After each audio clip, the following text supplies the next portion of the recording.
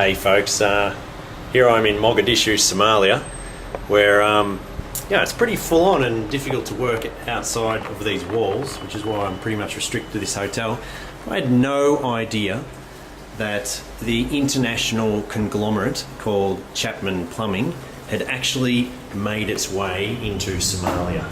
As I was walking down these stairs this morning, I looked across and I thought, oh, definitely, this is a job that's been done by Chapman Plumbing. Have a look at that, boys. You can learn from that. Absolute cracker. Rip it up, fix it up with a little bit of black tape, and then just leave it all exposed in case it doesn't work.